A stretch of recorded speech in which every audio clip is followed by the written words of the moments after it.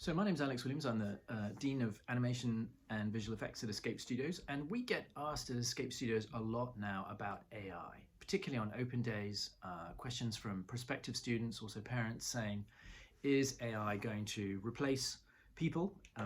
Will robots be taking over the creative industries? And in effect, will there be jobs when a student graduates in 1, 2, 3, or 4 years' time? So this obviously is a tricky question. AI is an unfolding story. I don't have a crystal ball. Nobody at Escape Studios does. However, I think we can look back on history to give us a guide as to how things are likely to unfold. And I want to tell you a little story about being on the set of Who Framed Roger Rabbit back in 1987 in London, in Camden Town. I was an in-betweener at the time on that film. And I can very clearly remember someone coming up to me. I can't remember who it was, but someone came up to me and said, right, you guys are all going to be out of work soon. Right, very soon, all animators out of work. And I remember being terrified. Like, I'm going into this new job, I'm sweating it, I'm working all these late hours, and it's all going to be for nothing because we're all going to be out of work. And I remember saying, well, what is it? What is this thing that's going to put us all out of work? And the person said, motion capture. Remember, this was 1987. None of us had any idea what motion capture was. And this person said, it's amazing, these little dots, they put these dots on you, it syncs up to the computer does the animation for you, or the actor's motion feeds through and that does the animation, and there's going to be no need for animators. And at that time, there were probably about 150 animators in the whole of London. We could fit in a pub on a Friday night in Soho and did regularly. Now, fast forward 30 years, what has happened to the animation industry?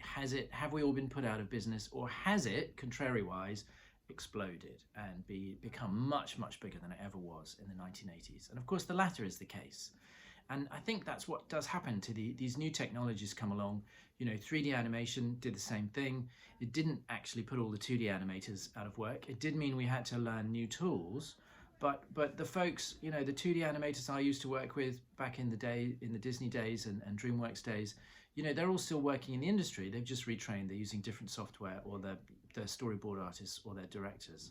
So, these big technological shifts, they do come along. This is probably the biggest one that I've seen.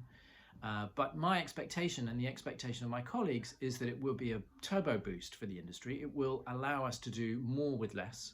It will allow us to work faster and smarter and more intelligently, but it will not be a substitute for human beings.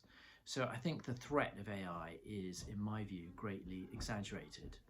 And what we're doing at Escape Studios is essentially we're embracing AI. We're saying to the students, use it.